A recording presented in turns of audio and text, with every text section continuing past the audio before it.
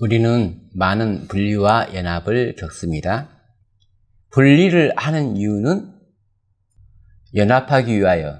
하나님이 우리를 바벨론에서 부른 목적, 바벨론 안에서는 연합을 할 수가 없잖아요. 바벨론과는 분리하고 하나님의 백성과는 연합해야 되는, 그래서 오늘은 연합에 대해서 좀 알아보겠습니다. 분리는 했는데 누구와 연합할 것인가? 누가 18장 천사와 연합을 할 것인가? 분리하는 것도 정말 중요하지만 연합하는 건 더 중요하죠. 왜냐하면 분리를 하는 목적이 연합을 하기 위함인데, 분리를 하는 이유 자체가 연합을 하기 위해서 하는 거기 때문에 누구와 연합할 것인가, 그걸 성경으로 우리가 연구해 놓지 않으면은 분리도 할 수 없을 뿐더러 분리를 했다 손치더라도 올바로 된 연합을 할 수 없다. 결론적으로는 진리와 연합해야 되는데 오류에서 분리돼서 진리와 연합해야 하는데, 진리를 알아야지 연합을 하잖아요. 사실 분리라고 하는 게 오류인 걸 깨닫고 분리를 하는 거지만, 실상은 내가 진리를 알았기 때문에 오류인지를 깨달은 거잖아요. 그래서 진리를 모르면 분리를 할 수가 없고, 진리를 모르면 연합을 할 수가 없는 거예요. 저것이 오류다 라고는 말할 수 있지만 반대로 이것이 진리라 라고 할 수 있는 사람은 별로 없더라는 거죠.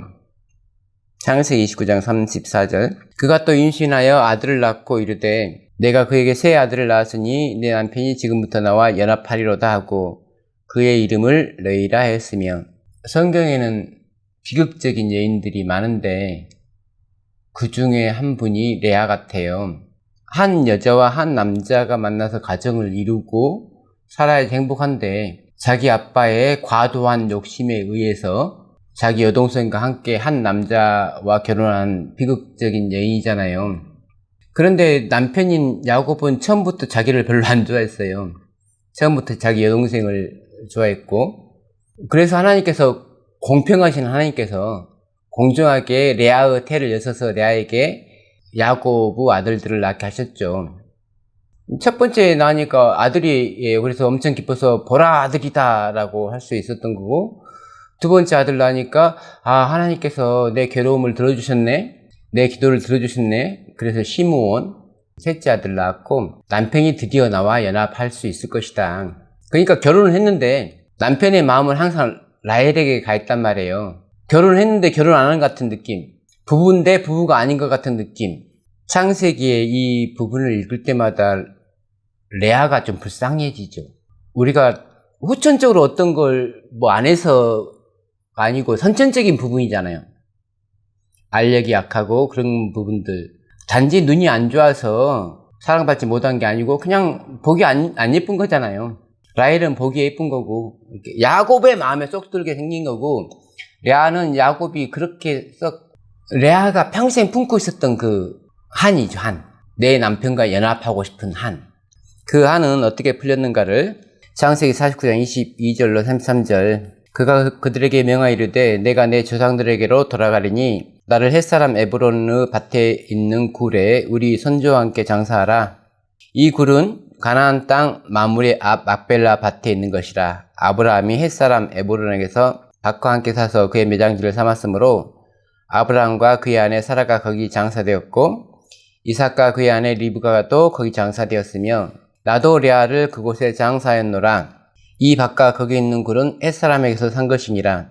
야곱이 아들에게 명하기를 마치고 그 발을 침상에 모으고 숨을 거두니 그의 백성에게로 돌아갔더라.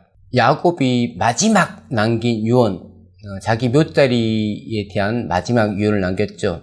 마지막에 남긴 말은 가장 중요한 말이죠. 가족 묘죠. 가족들이 대대로 사용할 수 있는 묘실. 이 묘실에는 한 남편과 한 부인만 들어갈 수 있는 거예요. 그래서 아브라함의 후초도 있고 그랬지만 오직 사라만 그 묘실에 들어갈 수 있었고, 리브가만 그 묘실에 들어갈 수 있듯이 야곱에게 레아와 라헬 또 실바와 비라도 있지만 그 묘실에는 레아 한 명만 들어갈 수 있었어요. 얼핏 보기에는 야곱이 라헬을 더 사랑했기 때문에 라헬만 들어가야 되는데 가장 먼저 결혼한 여자가 레아기 때문에 의도하지는 않았지만 레아기 때문에 자기와 함께 묘실에 들어갈 여자로서 대우를 해주는 거죠. 이게 진정한 부부의 연을 맺은 거죠. 그러니까 레아는 살아있을 때는 어쩐지 모르겠지만 본인이 죽었을 때 비로소 정식 부인으로 인정을 받은 거예요. 창세기 48장 5절로 7절 내가 애굽으로 와서 너에게 이르기 전에 애굽에서 네가 낳은 두 아들 에브라임과 므낫세는 내 것이라 루벤과 시므온처럼 내 것이 될 것이요 이들 후에 네 소생은 네 것이 될 것이며 그들의 유산은 그들의 형의 이름으로 함께 받으리라. 에브라임과 므낫세가 야곱의 자녀가 되기 때문에 요셉은 자기 이름으로 된 자녀를 가질 수가 없는 거죠. 요셉 지파가 계시록에는 나오지만 실제로는 므낫세 지파, 에브라임 지파로 불렸지 요셉 지파로 별도로 존재하진 않았다는 거죠. 그러니까 요셉이 생각해보니까 이게 자기한테 그렇게 썩 좋은 게 아니잖아요. 다들 자기 조상 지파대로 모였을 때 요셉 지파로 모일 수 있는 사람이 없는 거잖아요. 다들 에브라임 지파, 므낫세 지파의 이름으로 모이는 거지 요셉 지파로 안 모이는 거잖아요. 그래서 기분이 안 좋을 요셉을 위해서 7절 내게 디하에는 내가 이전에 바단에서 올 때에 라헬이 나를 따르는 도중 가나안 땅에서 죽었는데 그곳은 에브라까지 길이 아직도 먼 곳이라 내가 거기서 그를 에브라길에 장사했느니라. 에브랏은 곧 베들레헴이라. 자기가 사랑하던 아내였지만 묘자리는 같이 쓰지 않고 베들레헴 가는 길에 라헬의 묘를 따로 만들어 줬듯이 내가 사랑한다고 해서 내 마음대로 될 수 있는 게 아니고 법칙이 있다, 법이 있다.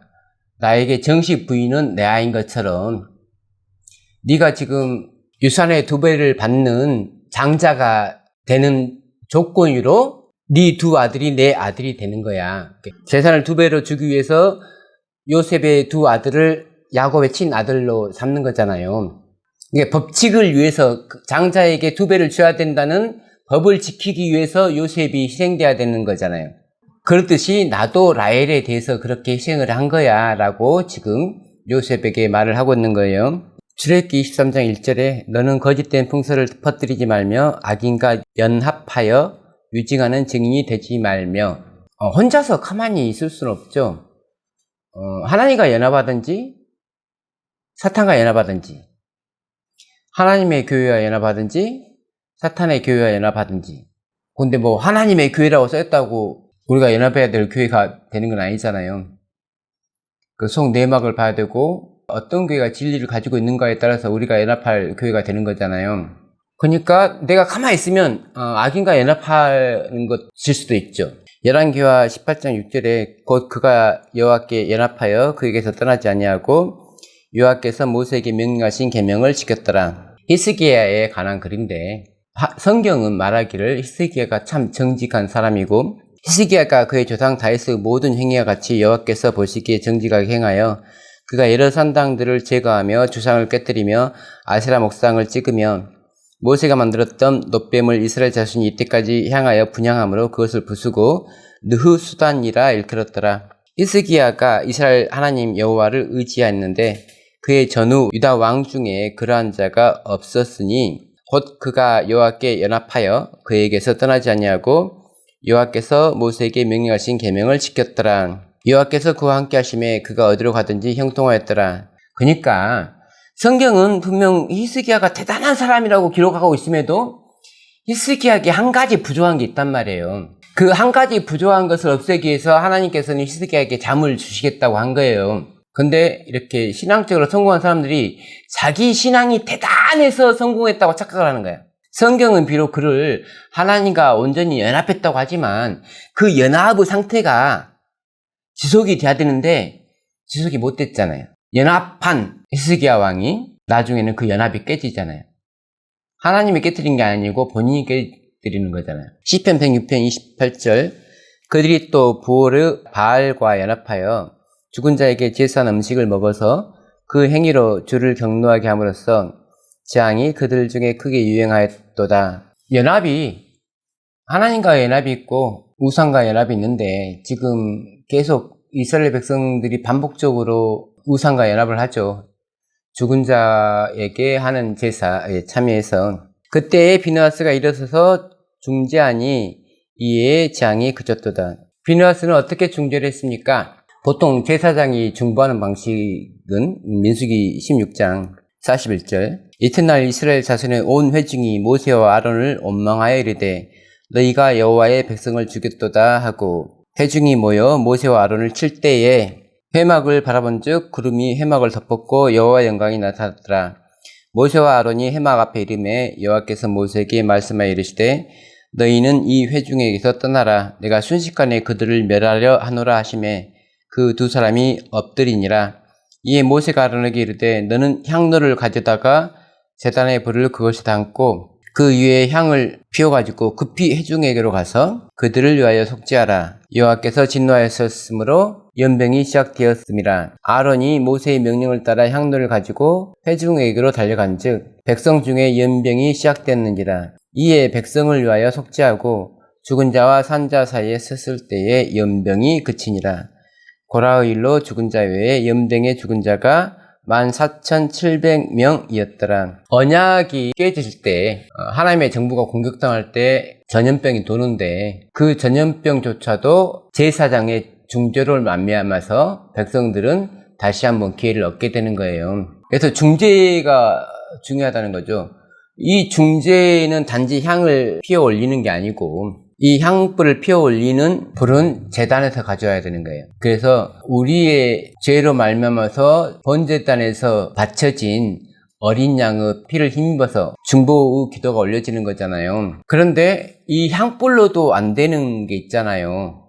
지금 민수기 25장에서 비느하스의 중재는 향불로 하는 중재가 아니고 누군가를 죽임으로써 끝나는 중재잖아요. 어류의 종류에 따라서 어떤 어류는 우리가 회개할 수도 있는 어류가 있고 어떤 어류는 회개가 불가능한 어류가 있다는 거예요. 바알과 연합해 버렸잖아요. 하나님과 연합해야 될 백성이 그 백성 중에 일부가 백성의 지도자 중에 일부가 바알과 연합하면은 이 백성은 하나님의 백성이 아니라 바알의 백성이 돼버리는 거예요. 이거는 속죄하는 제사가 없죠. 그래서 그 당사자들을 죽여야 되는데 이 중재를 누가 하냐면 비느하스가 하는 거예요.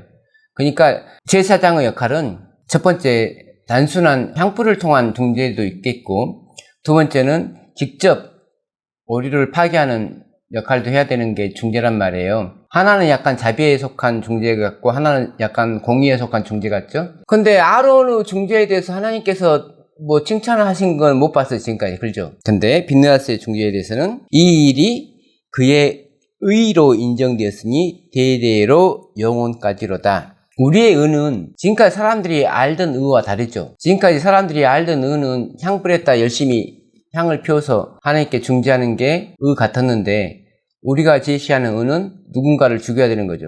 죄의 싹을 잘라야 되는 거예요. 죄를 전멸을 시켜야 되는 의예요. 그래서 모든 죄가 드러나야 돼요. 아론의 속죄가 아론의 중보가 어떤 부분의 속죄라고 한다면은 비느하스의 중보는 모든 죄에 대한 중보란 말이에요. 모든 죄에 대한 중보가 그의 의예요.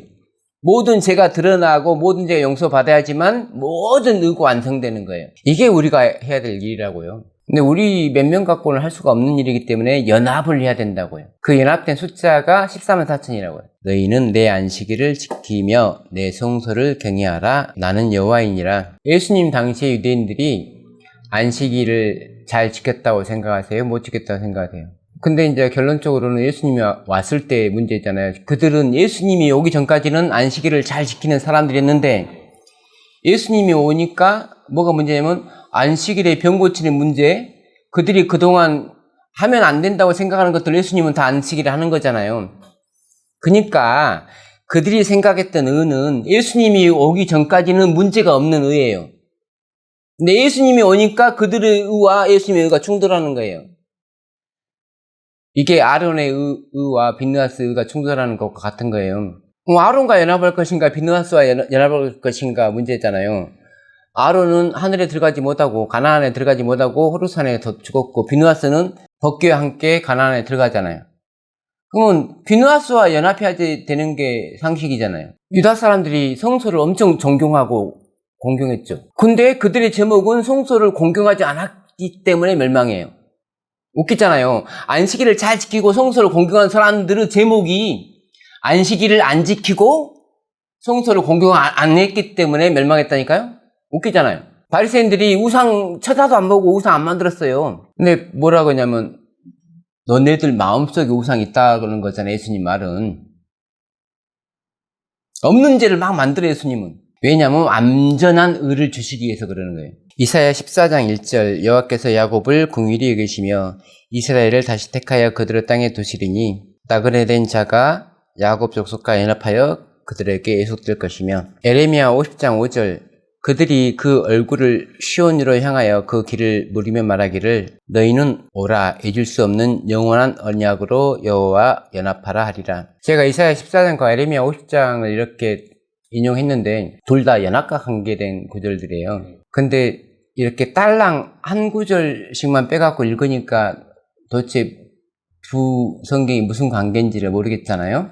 하나님은 어떤 상황에서 연합을 말씀하시는가를 지금 우리가 좀 연구를 해봐야겠죠. 지금 이사야 14장 1절 말씀 읽었는데 3절 보니까 여호와께서 너를 슬픔과 공고함이 네가 수고하는 고역에서 놓으시고 안식을 주시는 날에 너는 바벨론 왕에 대하여 이 노래를 지어 이르기를. 바벨론 왕을 심판하는 내용의 글들이 실려 있습니다. 14장에서 포로에서 돌아오라라고 말씀하는 건 뭐냐면 바벨론에 끌려가 있던 포로들에게 돌아오라고 하는 거예요. 그 말은 바벨론이 무너졌기 때문에 포로들은 돌아올 수 있는 거죠. 그 명령을 예수 그리스도를 대리한 고레스가 내리잖아요. 너희 중 하나님의 백성이 된 자는 돌아가라. 그래서 첫째 천사 기별을 통해서 연합을 시키는 거예요. 하나님의 백성은 바벨론에서 나와서 연합을 하는 거예요. 그래서 이사야 14장을 여러분께서 읽어보시면 바벨론의 멸망에 관해서 기록된 것임을 알 수 있고 그와 더불어서 연합을 설명하고 있다는 것을 알 수가 있습니다. 그럼 아까 읽었던 에레미야 50장을 또 갑시다. 에레미야 50장은 소제목만 보세요. 개역개정에 있는 소제목 보시면 바벨론이 받을 심판이죠. 그 다음에 6절부터는 바벨론에서 도망하라, 갈대아 땅에서 나오라죠. 11절 보면 바벨론의 멸망, 17절 이스라엘을 돌아오게 하리라, 21절 여호와께서 바벨론을 심판하시다. 바벨론이 무너졌기 때문에 백성들은 돌아와서 연합하라고 하는 것이 하나님의 명령이에요. 호세아 4장 17절에 에브라임이 우상과 연합하였으니 버려두라. 왜 에브라임은 우상과 연합하게 되었을까? 6절에 내 백성이 지식이 없으므로 망하는도다. 네가 지식을 버렸으니 나도 너를 버려 내 제사장이 되지 못하게 할 것이요 네가 네 하나님의 율법을 잊었으니 나도 네 자녀들을 잊어버리리라. 우상과 연합한 거는 의도적인 게 아니고 그들이 하나님의 법을 잊었기 때문에 자동적으로 우상과 연합하게 되는 거예요. 하나님의 법을, 하나님의 성경을 말씀을 해석해주는 방식으로 가르치는 교회에 와서 법을 법대로, 법처럼 배워야지 되는 거잖아요. 그러지 못한 교회에 있으면은 그냥 우상과 연합하는 거예요. 자기들이 아는 범위 내에서의 법에만 충성하는 그런 교회는 바리새인들이 그래서 예수님을 배척한 것과 유대인들이 그래서 멸망한 것과 같은 길을 걷고 있는 거예요. 연합한 사람들이 하는 일이 중보잖아요. 중보를 잘 하려면 지금 두 경우에서 찾아봤듯이 중보를 잘 하려면은 죄를 알아야 되잖아요. 죄를 알아야지 중보를 하지. 이 죄는 향불을 피워서 해야 될 중보이고 이 죄는 향불이 필요 없으니까 직접 죽여야 될 중보인지를 알아야 되는 거잖아요. 민수기 18장 여호와께서 아론에게 이르시되 너와 네 아들들과 네 조상의 가문은 성소에 대한 죄를 함께 담당할 것이요 5절 이와 같이 너희는 성소의 직무와 제단의 직무를 다하라. 그리하면 여호와의 진노가 다시는 이스라엘 자손에게 미치지 아니하리라. 민수기 1장 53절 레위인은 증거의 성막 사방에 진을 쳐서 이스라엘 자손의 회중에게 진노가 임하지 않게 할 것이라.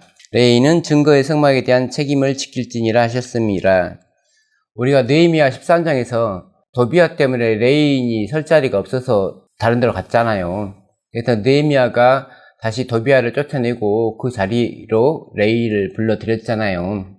이게 마지막에 교회가 해야 될 사업이잖아요. 민수기 18장에 8절의 소 제목이 제사장의 몫이죠. 21절부터가 레인의 몫이에요. 내가 이스라엘의 11조를 레이 자손에게 기업으로 다 주어서 그들이 하는 일, 곧 회막에서 하는 일을 감나니, 레인의 몫은 11조예요. 그래서 중보, 다른 말로 재앙이 백성에게 닥치지 않는 역할을 레인이 하는데, 제사장은 향로를 통해서 또는 비누아스 같은 방법을 통해서 중보를 하잖아요. 레인의 역할은 그 성소를 함께 보호하는 역할을 하는 거잖아요. 그래서 제사장이신 예수 그리스도께서 지금 하늘에서 중보하신다면 그 성소 진리를 보호해야 될 사람들을 레이인이라고 한다고요. 근데 레이인은 11조로 먹고 산다고요. 근데 레이인에게 줘야 될 11조를 보관하는 창고를 토비아가 자기 거처를 삼았잖아요. 그래서 느헤미야가 토비아를 내쫓아서 다시 레인이 먹고 살 수 있게 해준 거잖아요. 말라기 3장 3절 그가 은을 연단하여 깨끗하게 하는 자같이 앉아서 레이 자손을 깨끗하게 하되 금, 은같이 그들을 연단하리니 그들이 공의로운 재물을 나 여호와께 바칠 것이라. 그래서 레이 자손을 연단시키겠다는 것이 약속이에요. 말라기 3장 1절에 만군의 여호와가 이르노라 보라 내가 내 사자를 보내리니 그가 내 앞에서 길을 준비할 것이요 또 너희가 구하는 바 주가 갑자기 그의 성전에 임하리니 곧 너희가 사모하는 바 언약의 사자가 임하실 것이라. 침례 요한과 예수 그리스도를 둘 다 묘사를 하고 있죠. 그가 임하시는 날을 누가 능히 당하며 초립 때의 예수님과 재림 때의 예수님을 같이 또 묘사를 하고 있습니다. 그가 나타난 때에 누가 능히 서리요 그는 금을 연단하는 자의 불과 표백하는 자의 재물과 같을 것이라. 그래서 능히 설 수 있는 사람들을 만들어야 되는데 계시록의 13사천이 그들이고 말라기 3장 3절에 레인이 그들이에요. 같은 말이에요. 레인과 13사천이. 근데 이 레인은 뭘 먹고 산다고요? 11조를 먹고 살아야 돼요. 그래서 3장 7절에 만군의 여호와가 이르노라 너희 조상들의 날로부터 너희가 나의 규례를 떠나 지키지 아니하였도다. 그런즉 내게로 돌아오라. 그리하면 나도 너희에게로 돌아가리라 하였더니 너희가 이르기를 우리가 어떻게 하여야 돌아가리까 한도다.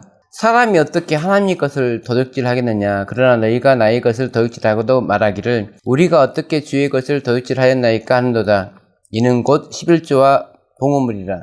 너희 곧 온 나라가 나의 것을 도둑질하였으므로 너희가 저주를 받았느니라. 만군의 여호와가 이르노라 너희의 온전한 11조를 창고에 들여 나의 집에 양식이 있게 하고. 이거 누구를 위해서 11조를 내라는 거예요? 레인을 위해서 11조를 안 내니까 레인이 안 생기잖아요. 마음이 지금 딴 데가 있잖아요. 마음이 딴 데가 있으니까 레인이 안 생기잖아요. 연합해야 되는데 시간만 기다리는 것 같아. 나중에 이혼과 병재가 말한 대로 일들이 진행되면 그때 해야지 라고 생각하는 분들께 말씀을 드리자면은 지금 못하면 그때도 못하는 거예요. 지금 연합을 해야 돼요. 우리가 연합해서 일을 하고 있어야지 짐승의 표가 주어지는 거예요. 하나님의 인을 받을 사람들이 연합을 해야지 못 받게 하려고 짐승의 표가 생기는 거예요. 그래서 하나님의 인이 눈으로 안 보이지만 눈으로 보이는 연합을 통해서 이루어져요.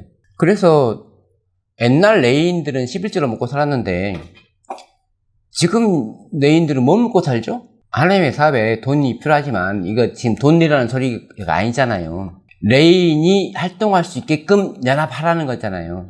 14만 4천이 나타날 수 있도록 하나님의 백성들은 연합하라는 거잖아요. 막 남들이 고생해갖고 14만 4천 되면 그때 난 들어가겠습니다가 아니고 내가 들어와서 14만 4천 만들겠습니다 라고 해야지 그게 연합인 거예요. 전도라고 하는 것은 목숨 걸고 하는 거지 나머지 불구경하다가 마지막 때에 나와갖고 발 넣고 하늘나라 갈 수 있는 사람 없어요. 지금 내가 하나님께서 나에게 주신 명령대로 해야 되는 거예요.